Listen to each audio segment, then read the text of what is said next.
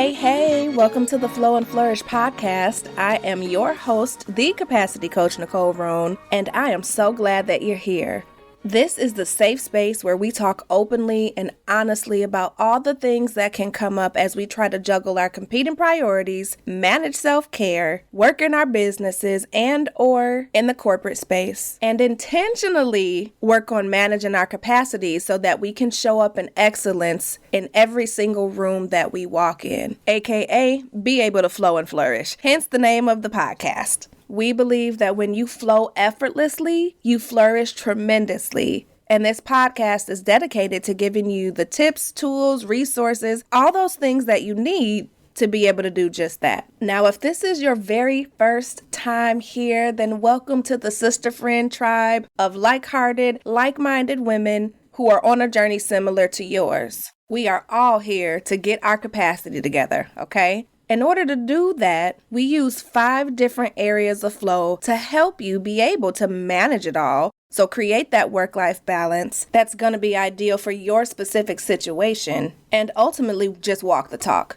Now, more information on those 5 areas of flow can be found at the very beginning of this podcast. So episodes 1 through 5, I believe. So make sure that you tap into those so that we are all working from the same foundation as we collectively increase our capacity for sustainable success. If you've been here before, then welcome back, sister friend. I'm so glad that you choose to tune in and spend your time and energy with me. You already know that I do this for you because when one of us wins, we all win. Now, before we get into the episode today, I do have to let you know that this episode is being brought to you by the Capacity Calculator. Yes, the Capacity Calculator is a free tool that allows you to really check in on what really is on your plate and what are you making a priority in your personal or professional life. If you've never taken it before, then I invite you to go ahead and take it today. And even if you have taken it before, take it again because our capacity shifts based on the season that we're in. All of the details can be found on my website or right here in the show notes. So make sure you take advantage of this absolutely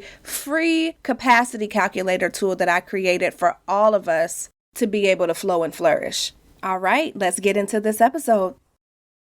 In 2020, Success Magazine named Patrice Washington one of 12 inspiring Black voices in personal development, and she continues to be consistently called on for her expertise by national media. As an award-winning intuitive author, transformational speaker, hope-restoring coach, and conscious media personality, Patrice is committed to teaching a holistic approach to life while redefining the term wealth back to its original meaning of well-being. Patrice got her start as America's money maven, a widely known favorite personal finance expert, but has since expanded her mission to encourage people to chase purpose, not money.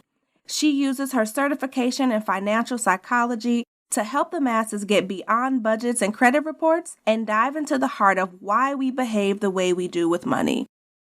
Through her spirit-led teachings and intuitive guidance, Patrice empowers her community to look at life through the lens of abundance and opportunity instead of lack and scarcity. As host of her award-winning The Redefining Wealth podcast, Patrice has built a thriving international community of high achievers committed to creating a fulfilled life through balancing their careers, home, health, and personal finances. Featured on Forbes.com as one of 15 inspiring podcasts for professionals of every stripe, and highlighted by InStyle Magazine, Success Magazine, and Entrepreneur.com, the Redefining Wealth podcast boasts over 10 million downloads and counting. Please help me welcome my mentor, the Patrice Washington, to the Flow and Flourish podcast. Yay, Patrice! I don't even know where to start other than just saying I'm so grateful to have you here because I tell you all the time, like I would not be where I'm at. I would not have a podcast, any of those things without you. So having you here is like the highlight of my life. Oh my gosh. I am so proud of you. And I have to say, I believe you probably would have found your way to this because it was already calling you. I think I just was a part of the pushing, like a little push, a little tug, to bring you on along. And I think to also introduce you to community, to introduce you to folks who will become your lifelong sisters, I hope. And in addition to your amazing, family you already have. But sometimes our family doesn't always have the capacity to help us get to what's next. So we have to go find our family. And many of us have found it in online spaces. And I don't even remember how you found me. I'm just glad that you did. Listen, everybody in my house knows you, first of all. My husband is on the road today, but he knew I was excited, getting ready for today. And this morning, he's like, tell Patrice that Chef Roan says hello. I'm like, okay, y'all, on a first name basis, sir. You know her like that. Now he's like, yeah, that's our girl. Go way back. Oh, goodness. I actually found you on the Steve Harvey show. So way back, OG, triple OG. You're OG, official, right? And just listening in as you were trying to help us all get our money together, do all those different things. And then as you transitioned over to the podcast, and then I didn't even realize you were coaching, like actively helping other people coach and get in that space to full circle coming and being a part of not only P2P, Purpose to Platform, but Command the Stage, and now being in the Redefining Wealth community and all of those spaces. And you mentioned earlier the community piece, right? And for me, that has been absolutely what I needed, to the point where one of my fellow P2P sisters is actually a bridesmaid in my upcoming 10-year renewal. What? Listen, in March. Oh. Look. So that makes me so happy, Nicole. I can't tell you how happy that makes me, because I remember for so long, I did everything as a Lone Ranger, right? I would come up with an idea, flush it out by myself, talk myself in, talk myself out, right? Like beat myself up if things didn't go the way I wanted it to. Like I did everything by myself until I finally had the revelation that greatness is not created in isolation. Like we need people. People are required. And for many of us who, some people may identify as an introvert, or some people just identify as like, oh, I'm the strong one. So people come to me, I don't go to them. That was one for me. Like any number of things. But I've just realized, especially over the last, I would say, decade and a half or so, that people want to support you. They really do. Growing up in households where you hear like, don't tell people your business, you better keep people out of stuff. That keeps us trapped. That keeps us playing small. And that keeps us so stagnant, because we will allow ourselves to be stuck. But when you have a sister girl, right, who knows your capacity, and you've told her the vision, you've told her the dream, and she can pull you out of those moments, you can get so further along, right? Quicker, sooner, faster. Yeah. And my vision for Purpose to Platform, for Command the Stage, for this entire Redefining Wealth movement has been that people find their people. That people find their people. And you don't need 1 million people. You just a person. And if you can come into this community and find your person, right, it's amazing how, whether your person was someone who lived down the street from you and y'all never knew it, because I see that a lot in Redefining Wealth. It's like, you live on what corner? Oh, wait a minute, right? You might have been walking by this person every day, not knowing that you guys had similar values and similar hearts, and then you could support each other. Or if your person is across the globe, because we have that too. We have people who are prayer partners that still, from the US to Africa, are connected. And it just blows my mind. Would one yes, with a kicking and screaming yes, because my yes was not out of complete obedience. Let's be clear. My yes was like, God, you sure? I mean, is me? Give me another sign. I need a rainbow with 3 pigeons to go across and form a heart-shaped loop before I, right? Like, yes. And so when I hear these stories and when I see you all collaborating in social media, it is that constant reminder and that just constant confirmation of like, man, like you affirm the vision, You affirmed the vision that I held so long ago. So thank you for sharing that with me. You are so welcome. And that's exactly why I wanted you on today as part of this Women Making History series. So this is the second year that I'm doing this, where I am highlighting women that I believe are making history in everyday life, making waves and ripple effects and all of those different things. And because of my exposure to you and all the greatness that you put into the world, I'm like, I have to get Patrice on here. And so I definitely agree with you with the community piece, with being able to connect with folks that can help you elevate yourself. And you do that every single day in so many different ways. And I'm honored to be able to call you a history maker. So I want to know from you, when you hear that term, like history maker, what do you think about that? And do you consider yourself a history maker? I do. Good. I do consider myself a history maker because I've been very intentional about wanting to impact people's lives since I was in first grade. Since my first grade teacher, Miss Boynton, told me that when I have knowledge of something, when I know something, I have a responsibility to teach my friends. And it's because I used to be the kid that knew the answers and I just want to raise my hand, raise my hand, raise my hand. And Miss Boynton one day, she was like, oh, like, girl, put your hand down, you know. Give somebody else a chance. Yeah, give somebody else a chance. And I was so frustrated, Nicole. I threw my head on the desk. I couldn't believe she wasn't calling on me and I felt some kind of way. And she kept me in for recess and she told me, it's fine that you know, but it's not enough that you know. Like, you have friends that are struggling. When you know something, you have a responsibility to teach your friends. If you all don't know, what good is it? And she used to let me get up and roam around and help people in first grade after that moment.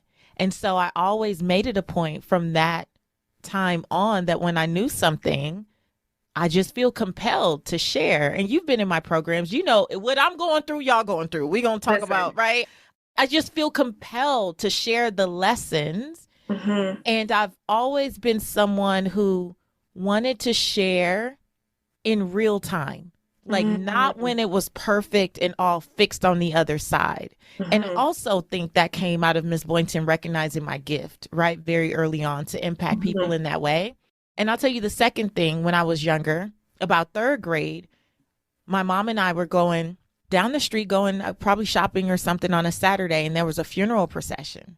And my mom turned off the car. That's what we would do back in the day, right? Like, oh, turn off the car. We're going to be here for a while. Gas. Yeah, save the gas. We're going to be here. And so she turned the car off and we just sat, and maybe like 10, 15 cars may have passed and they just kept going. And she's like, oh, she turns the car back on and she keeps driving. And I am distraught.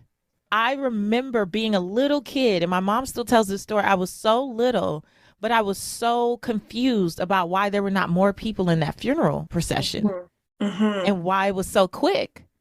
And like the day would go on and I would keep saying to my mom, but why weren't there more people? You had to know. You wanted to understand. I didn't know. Like, I am concerned. She's like, maybe they didn't know that many people. And I said to my mom, third grade, oh, I got to do something so that when I die, more people want to come see about me. And literally that coupled with first grade, Miss Boynton telling me to teach people what I know. And then third grade being like, oh, folk better come to my funeral. Or I'm coming back. I'm coming back. I'll come haunt folks. Like, but really over the years always made me think about, how are you living your life or not living your life so that people, like, I always wanted to have impact. I want people to come see about me. That was literally how I felt at like 9 years old. And it's how I feel at 40 years old. I want people to come see about me. So at this point, when someone says, do you consider yourself to be a history maker? Yes, I do. Because for at least 30 years, I've been living with this intention that I'm going to do things that make people remember me, and not for the sake of just remembering me. It's more like I want people to say, because she believed in me, I was able to do this. When I was just a finance person, and not to limit that, but, you know, for years, I was the money maven of the Steve Harvey Show and the money maven of this. And I was very much financial driven. And now it's kind of grown into more lifestyle and business and all that. But even then, I wanted people to say, that girl helped change my mindset and I own a home. I thought I would rent forever. Or Mm. I never thought I could save more than $10. And this girl literally made me feel like I could have an opportunity fund with thousands of dollars, or that I could send my children to college debt free. And so every time I do something, I do it with this intention of, how do I pour into people enough for them to believe they could do something different with their lives? And they may never remember my name, but even if they remember how I made them feel, like this one chocolate chick from LA, she was living down in Atlanta. She wrote a book or something, right? Like, Yeah. I don't care that they know my name as much as they remember my presence. Mm-hmm. And that's so key, because that's how I know it started for me, right?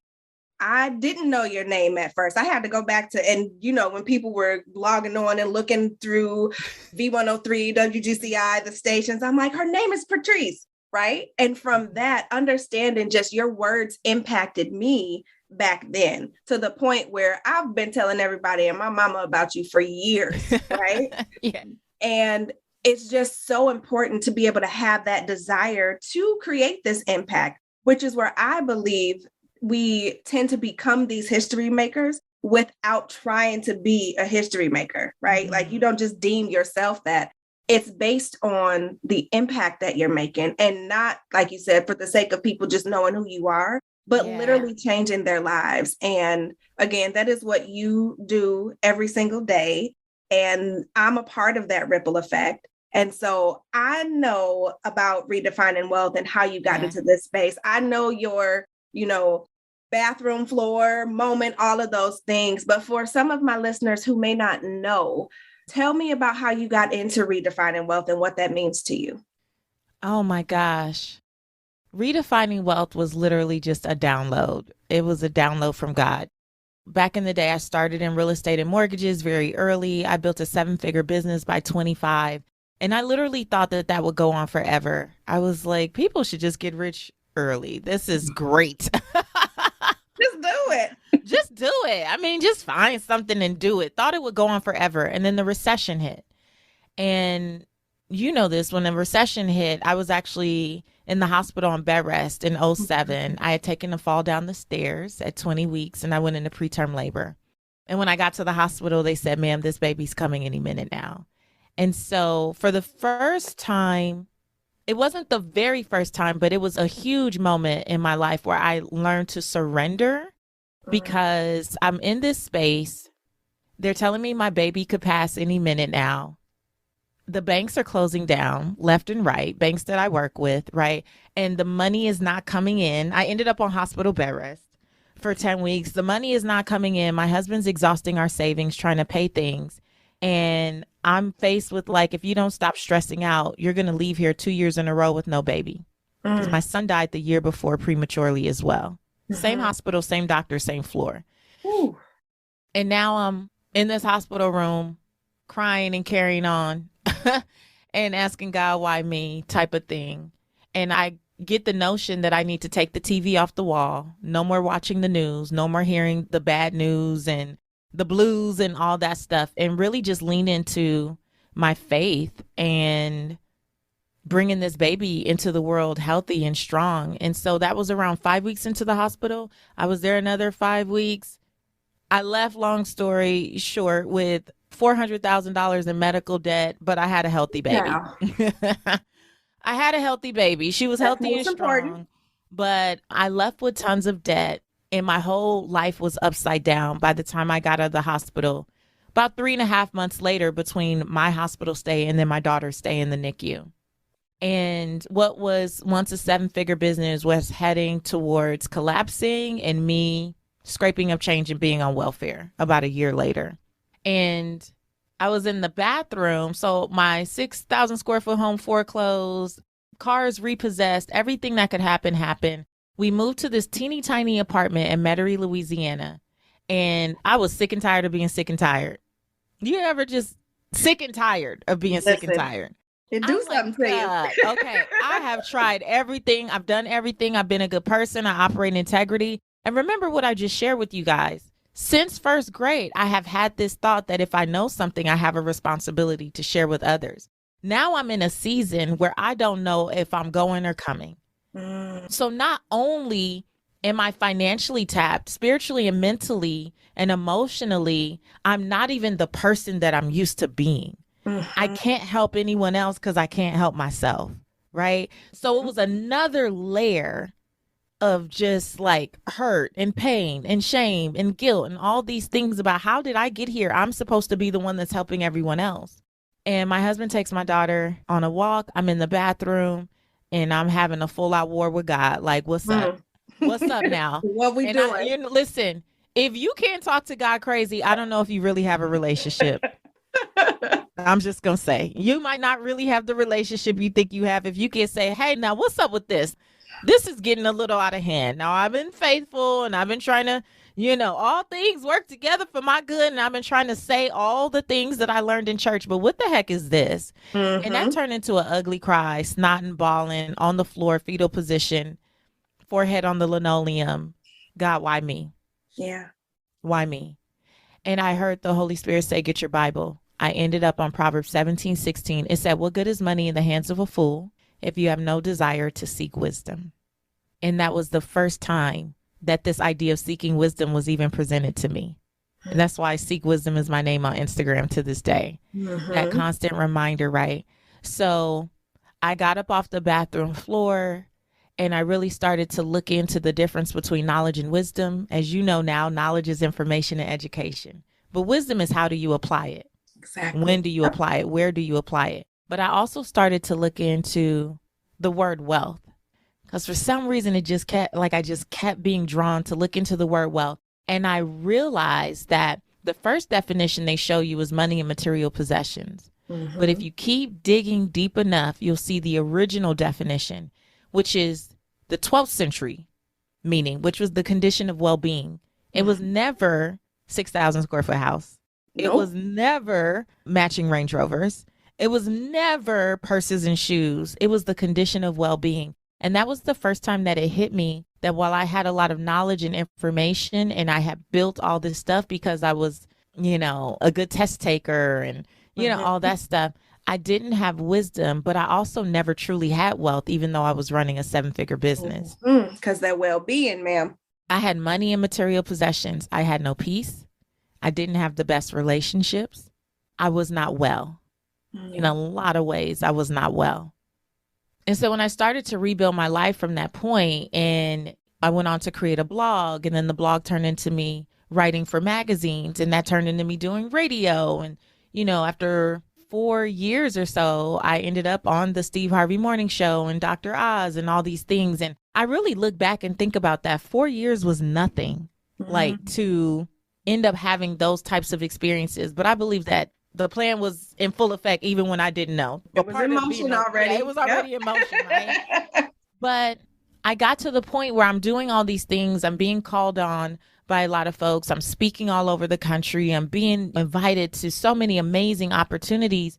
But I've fallen back into just knowledge and information. And I realized that I wasn't truly committed to what I had remembered or found on that bathroom floor, which was, again, my first thought coming off the bathroom floor was how many people need to know this. I need to share. That's what prompted me to create the blog. It was Miss Boynton. When you know something, you got to tell somebody. You got to share, right? Responsibility, yeah. But I had a moment in 2016. I was on the Dr. Oz show, and the segment, God bless his heart, was cool, but it was like saving groceries or something, and we were moving like broccoli on this felt board over to another one, and I was like, "This ain't that." What are you doing? What are you even doing? And I had the aha. Okay, you forgot what you said you were going to do on the bathroom floor. You've done a version of it. This is not the fullness of what you've been called to do. And you know that. But I ran from it like all good disobedient. You partially obedient? Know a little bit about that? Just partial obedience. Like a little, I'm going to give you 2 toes, but not my whole foot, like type of thing. I did that. And then I was pushed into needing to do something different. And I was like, God, just what is it? And Redefining Wealth was born and launched in 2017. And it was a very painful process because my site had been hacked and I had to take everything down. Big hack too. And there was no getting around it. All the products and programs I used to sell were not accessible unless I was going to create them all from scratch. And I knew I wasn't being called to do that. So my site was down. I wasn't earning any revenue from any of that stuff. And literally, I was in this pruning season where God was just pulling people and things away. And what I was left with was what I call the truth about wealth. And it became Redefining Wealth. And that launched in 2017. And it was the best thing I could have done because I realized how much I was hiding in plain sight for so long. I was out there, but I wasn't fully out there. I was visible. It was like double dutch. You about to jump in. So even when you saw me, and I want to say too, that even in not being fully obedient, there was still impact. So I don't take away from that. There were amazing things that happened. And I believe that purpose evolves.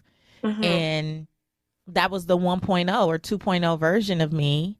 But we get to evolve and continue to elevate, just like you're seeing in your career. Every year I'm watching you do new things and add other stuff, right? I remember when you were launching a podcast, right? So like, there's all these things that continue to come, but that was what brought me to Redefining Wealth. It's still that bathroom floor moment because the seeds for Redefining Wealth were planted there. I don't think I had the confidence yet or the clarity to really communicate it to the world.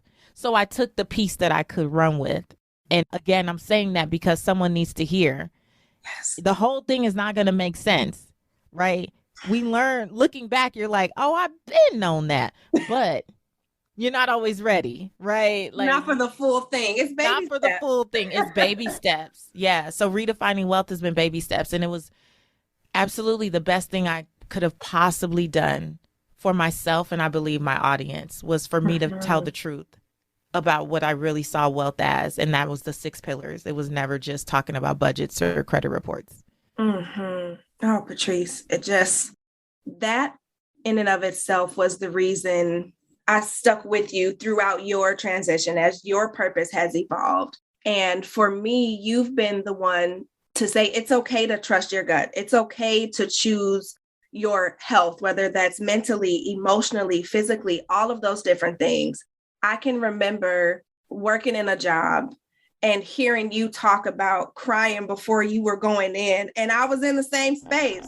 Yes. And was like, girl, what am I supposed to do? Now, I had gotten some downloads before then, but I was partially obedient. Like, God, I'm going to just continue to collect this paycheck because the way my bills are set up. The way my checking and my savings. Right. I got a checking and I got a savings. So what I'm going to need you to do, God, me telling God what I needed him to do, right? But it ended up in a situation where God started making things very difficult in my life as well. And seeing you step out on that faith, seeing you walk towards your purpose and watching you transform so many other people's lives, I'm like, I got to see what she's doing over here because I feel like you telling me that I need to do something like that. And I'm just grateful that you have been obedient and that you continue to be obedient. And even as you talk about the seeds that were planted and taking that very first step, and you know this because of us working together. When I first came into Purpose to Platform, I was talking about work-life balance, right? Because that's what I was comfortable with. Yes, that's part of what, I do as a capacity coach. But because of watching you and listening to you and going through all the things that you've taught me, I fully stepped into this capacity thing, right?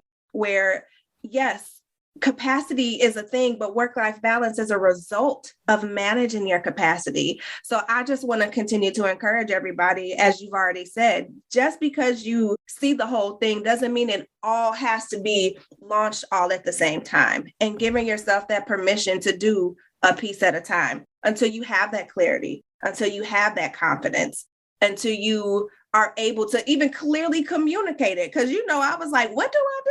What am I guess? I'm sorry. And you remember every week I'd be like, now, Nicole, what we not going to do? What we not going to do when you get on this Q&A is ask me what you asked me last week. No, that's what we not going to do.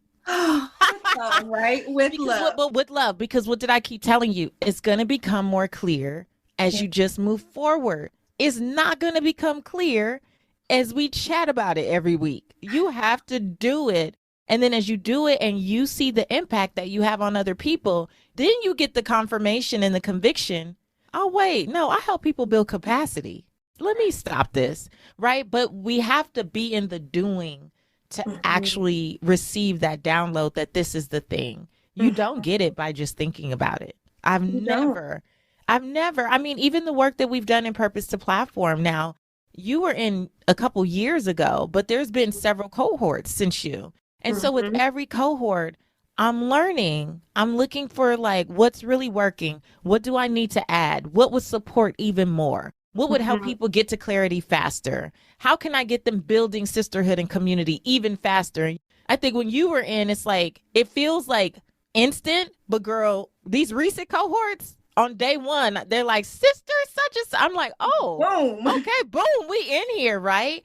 So it comes in the doing. It comes in the testing and tweaking and trying and putting it out there. And I think that's for our protection, because if we truly could see what the entire thing was going to look like, we would be afraid and run away. Immediately. And like, oh, so you want me to do that? I'm good. We'd be like, oh, no. No, I'm not going to do that. Like, we would totally run away. So we have to be okay with the fact that it evolves, and it's okay to pivot, and it's okay to recognize there's nothing wrong with having this big vision, because you get to dream in color. Dreaming is free, right? Nothing wrong with having a huge vision, but don't let it prevent you from taking action on the 1.0 version of your dream. I just keep telling people this because we get stuck in these cycles of confusion and overthinking and overwhelming ourselves. And big companies change logos. Big companies change colors. I was just telling my team the other day, I was like, Lay's potato chip. Remember when they had those mocha chips and they were trying all kind of, they had a coffee flavored chip and they were right. These huge companies are testing things on us all the time. And yet we have something that God has called us to do. And we're up here trying to stay behind the scenes, quote unquote, perfecting it. When it's like, no, they're out there testing things, throwing things against the wall, seeing how it works. Like that spaghetti, right? Like, does it stick? Does it not? Does that stick? Does it not? Does it feel good for me? Does it fit my personality? Does it fit my lifestyle? Do I want to do all of those things? We get to try and do and test and tweak. That's why I get so excited when I see y'all doing different things. It's not a matter of you do that thing forever. It's what are the lessons that you're learning about yourself, but about the marketplace and about your ideal client and all those things. And then how can you take that information and apply it to the next iteration of what you're doing? And as long as we stay curious that way, I think it keeps it fun, because entrepreneurship ain't no punk. Let me tell you something, ma'am. I've been a full-time entrepreneur for just a year. Yes. Just a year, right? And I can't tell you how many times I've been like, let me put this resume on Indeed. Let me go on this interview, because let me tell you something. It's a lot of work. It's a lot. But what keeps me grounded in what I'm doing is the purpose. You see, I've been waiting for a long time to wear this shirt, girl. I know. We got to get it. Wait. I've been waiting since I purchased it last year for the right occasion to wear it, right? And today I popped off the tag. I'm like, I'm going to wear it today because oh my gosh, I promise you. But what keeps me in this entrepreneur space is the fact that I'm chasing this purpose, right? And really being able to do what God has told me to do, what he's put on my heart. I understand now that, yes, although my dreams might be in this whole colored, all these big budgets and all of these things, I got to operate within, my black and white space, my budget, those sorts of things. But that doesn't stop it. And part of that is continuing to surround yourself with people like you said, and like you do, that pour into you, that snatch your edges when they need to be snatched, and then gently lay them back down for you at the same time. Here go a scarf, baby. Take it, lay your edges back down, right? Mm-hmm. So I want to know for you, who is it? What is it that has influenced you to be able to have the confidence to be able to be who you are today? Like I've mentioned, P2P changed my life, right? Mm-hmm. Command the Stage, the podcast, like the books. I don't think you realize just about every book that you suggested on the podcast, I went and bought and read and then was sharing to other people. Yeah, game changers. Very much game changer. So what kinds of people, books, and things have had that level of impact that caused you to say, you know what? I'm going to go for this, despite what it may look like, as crazy as it sounds or seems, I'm about to do this. Yeah. Well, first of all, I spend a lot of time in my prayer room. Like, I have to just start, by giving honor and credit where it is due. I spend a lot of time in my prayer room. Really, I think I would say listening to what my creator says about me first and foremost. Not even Not even what I say, because, our personality, the mask that we wear and all those things, like that's been so heavily impacted by life and all of our experiences. And we failed, more times than we can count. And so we have remembrance of like all these things that we've done that don't necessarily seem like they support where we say we want to go. Right. So they would be the things that would tell us, go back and do something else. You're barking up the wrong tree. Who do you think you are? What you think this is? The imposter syndrome. Have you met you before? I know you. Do you? These people gonna find out that you ain't perfect, right? Which is why I come out the gate telling my clients, listen, we not perfect in here. We are obedient. We're not perfect. Don't come in here expecting me to sound the way I do on television. That's not happening. This ain't that, ma'am. This ain't that. I use all of the slang. Did you say she snatched my edges a couple times? I talk crazy in here because this is my group, right? So, but my confidence to do that really comes from above.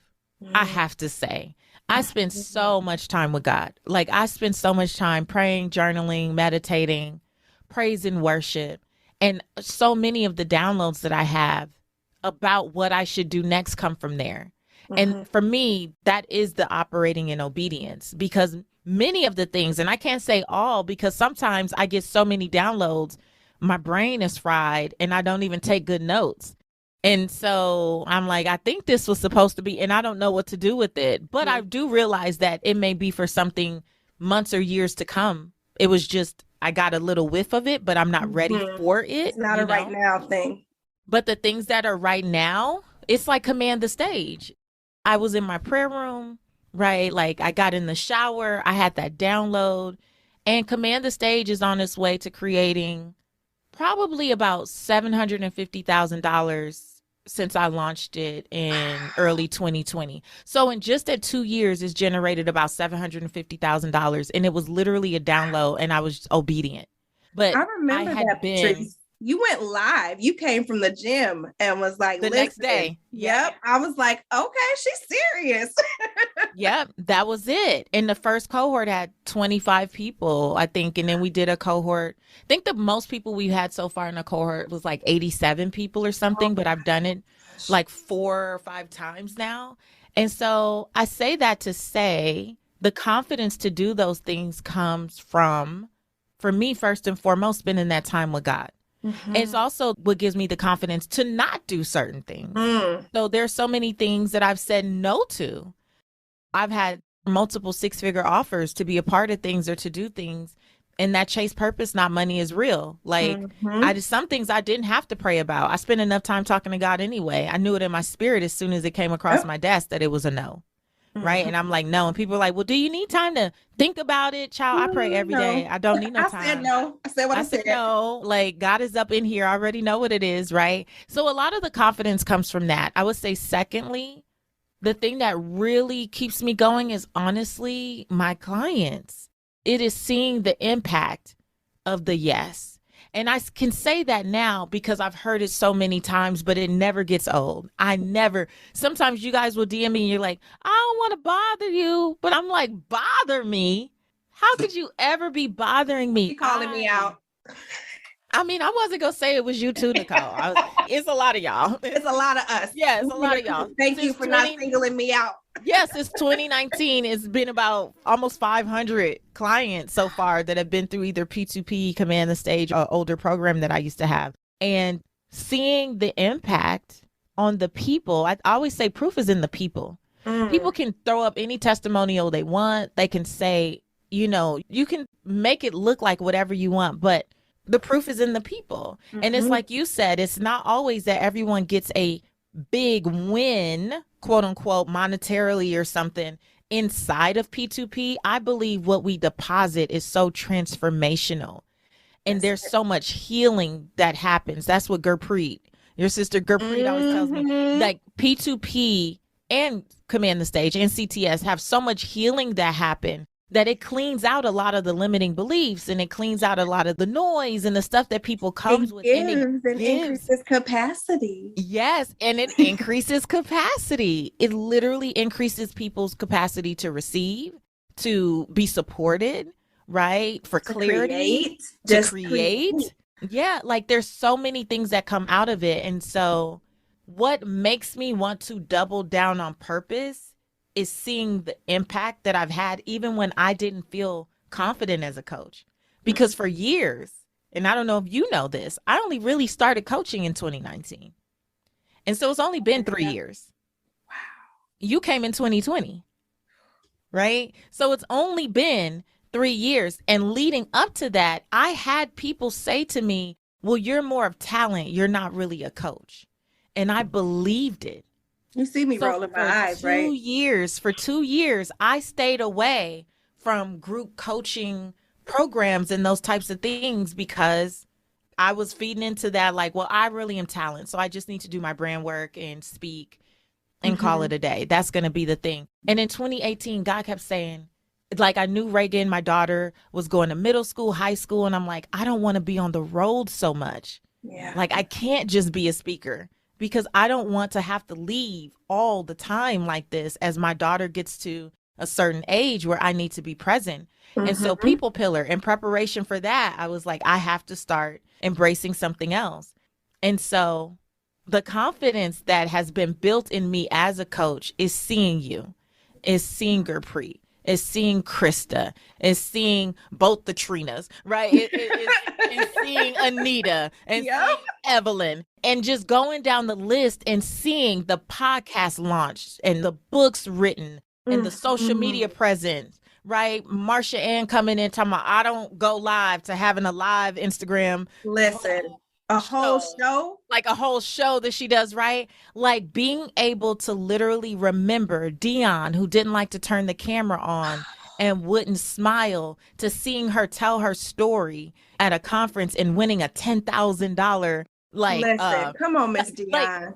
Like, these are the things that when I'm like, even if I have a day where I doubt, I can open my phone at this point and scroll people and see the people. I thank God for you. I want you to know that I literally thank God for you, and I pray for you and everybody attached to you every single day, because as you stand in your power of being a history maker, you are equipping us to come behind you, stand next to you, and do the same thing, so that we are breaking generational curses and cycles, so that we are shifting our mindset, so that we are believing in ourselves and creating that connection with God to get those downloads. You know what I mean? Like, it's just, you're the catalyst for all of that. And for you to be able to scroll and see with your eyes all of the things that I'm sure beyond your wildest dreams you may never have even imagined. You know, I know for me, I wouldn't have imagined ever even interviewing you on a podcast, because I didn't want to start no podcast. So I thank you. I honor you. I am grateful for you.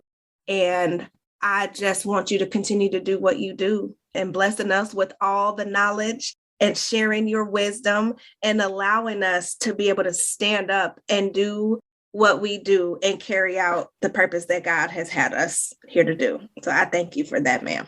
Oh my gosh. Thank you. I'm You're honored. welcome. I have to tell you this, and I'm sure you've heard me say this before, and I don't know if I'll ever not say it. Every day, I'm so grateful that this is what I get to do. Mm. Like, it literally blows my mind that this is what I get to do. Like, I'm a Belizean American girl from South Central Los Angeles. I didn't grow up in the best neighborhood. I didn't grow up with both my parents. I didn't grow up with family that even had the capacity to speak life into me. Yep. I grew up addicted to achievement, trying to earn people's love. Doing things that, yes, I had a great career initially in real estate, but I was never as fulfilled as I am today. And the fulfillment that I have is not from the money. Like, I mean, Lord, don't take my money away. That's not what I'm saying. I want to be clear. You appreciate it, you need it, you good with it. It can stay where it's at. Yeah, that's not what I'm saying. But I'm saying when I wake up every day, my first thought is not, oh, how much money can I make today? Like, literally, I'm like, today, oh, I get to do this interview with Nicole, right? Oh, I'm going to be on this thing with a mentor of mine, when I get off of the interview with you. And then I have another interview later on today. And I'm like, for my podcast. And I'm like, oh, this dude about to bless Redefining Wealth. Like, I'm so excited because I know that he's going to say things. And this interview is going to be literally a blessing to so many people. And I am so excited that I get to hold space to be a blessing to other people. Like, that has been my energy when I was in praise and worship this morning. Like, all of these interviews are going to bear such fruit. And when I get to see the fruit is when I feel the most fulfilled and I'm the most grateful because I'm not perfect and I'm full of flaws and all types of imperfections, and yet I can still be used. And that blows my mind every day. And I do not take it for granted. And I love you so much. Didn't I tell you I wasn't gonna cry? So proud of you. Nicole, me and you used to fight. So you know. I know. And before you came to P2P, we had a power hour. We did. Oh, I did the power hour. Yes. And we fought in there. And we fought in the power hour. Then she came, brought her butt on the P2P the next year. Then we fought in there, right? But I know that I'm called to push people into purpose and to put them in spaces where they feel safe enough to explore and just figure it out. And when I see you and you and Krista or you and Evelyn or like, y'all just doing different things together or supporting each other and cheering each other on, it just does my heart good. Even on my worst days, even on my hardest days, it makes me so happy. So I'm so proud of you and thank you for inviting me. Thank you so much. You know I love you. I'm not going to keep you. I just am thankful for you. I want to have you answer the quick 3 questions before I let you go because I need to know your answers, like just for personal reasons. Okay. So the first one is, if you could go back in time and have a conversation with the 17-year-old version of yourself and give her one piece of advice and one piece of advice only, what would it be and why?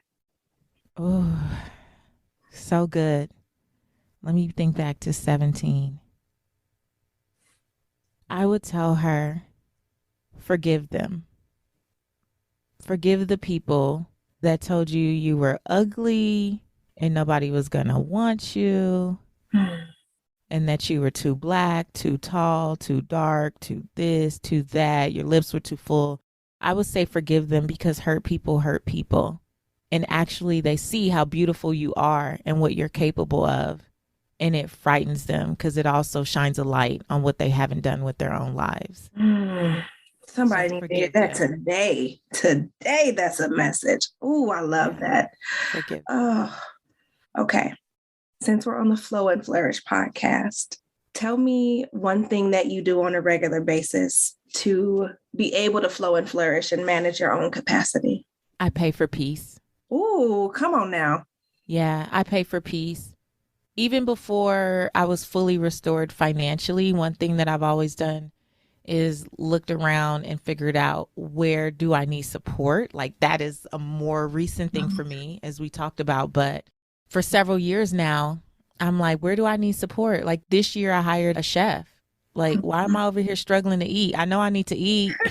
I know I don't like to cook. Right. Yes. I know when I cook, it's not with love. Right? It's Like, with anger and frustration. yeah, it's like, oh, I got to eat something. So it's not the most nourishing or it's not the best. And it doesn't reflect what I desire from my fit pillar. So I'm working out, but is my nutrition in alignment with what I'm doing to work out? Right. Mm-hmm. Does No, it match? if I'm honest, it's very on and off. So if I meal prep, yes, but the weeks that I don't, then what? You know, my diet is trash. So, or non-existent because I can go the whole day and not eat. And so paying for peace. So I hired a chef and it ended up actually being more affordable than I ever thought it would be. It's like reminding ourselves that when we need that type of support, don't just count it out and write it off and say you don't have the budget or I can't afford it. At least see what it is. Yep.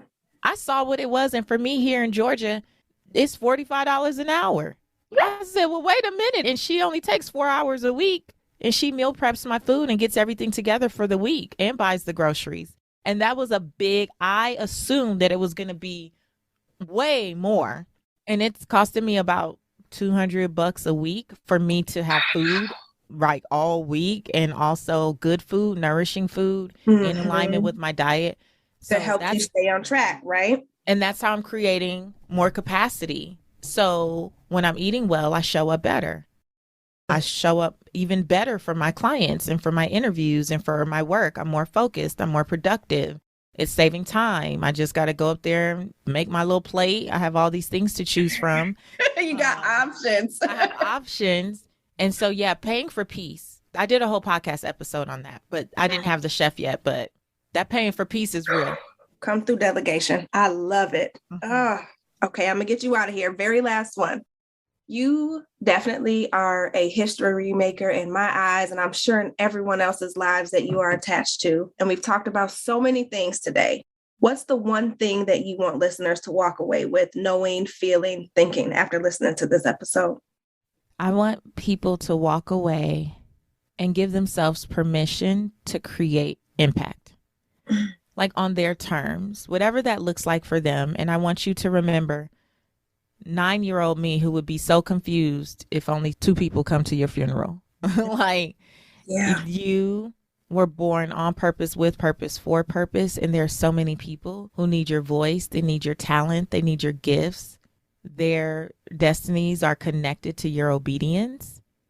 And the stories that we tell ourselves keep us from fully embracing the impact I believe we were all born to have. Okay. So give yourself permission. Mic drop. I love you. I appreciate you. I'm proud of you. Thank you. And I hope you have a wonderful rest of your day. Thank you. I love you too. You're welcome.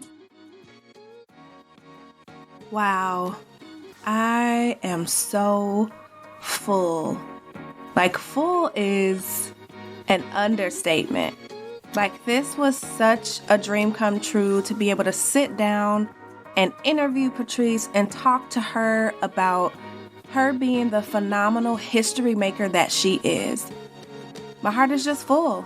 And I pray that those of you who know Patrice and those of you who don't know Patrice, that you just really listen to what she's saying. Because when I tell you that this woman has changed my life, I mean it. And I realized in our recording that not just today, but in every single episode where I'm talking to you all, whether it's me or if I have additional guests, we're all saying the same thing, which is around giving yourself permission. Permission to chase your dream. Permission to show up authentically. Permission to practice self-care. Permission to have a vision. Permission to be different. That's what redefining wealth is. It's giving yourself permission to do all of those things. So I hope and pray that this episode has sparked something in you and that it causes you to take action, not just sit on it, right? Take some action. And one of the actions you can take if you haven't already is to sign up for Patrice's 5-day purpose challenge. Now, I know when this airs, it's going to be on, I believe, day 4 or 5, but it's always jam-packed. I attend every single time she does it because I learn something new. and I sharpen my skills.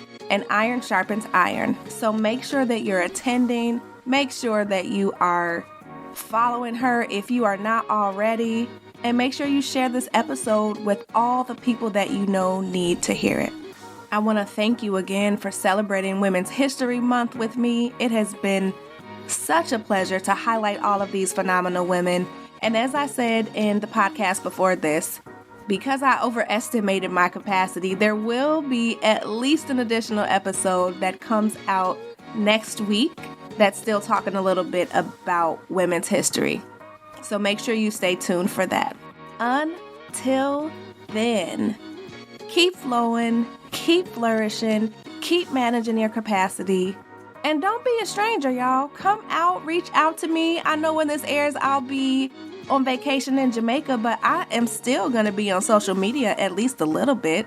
Let me know how you like the episode. Tag me, talk to me, DM me, reach out and touch me. I'm here. I pray you have a wonderful rest of your week, and I will be right back here next week as your capacity coach, helping you to manage your capacity so that you can create the ideal work-life balance for you without sacrificing yourself, your family, and what matters most to you. Talk to you soon.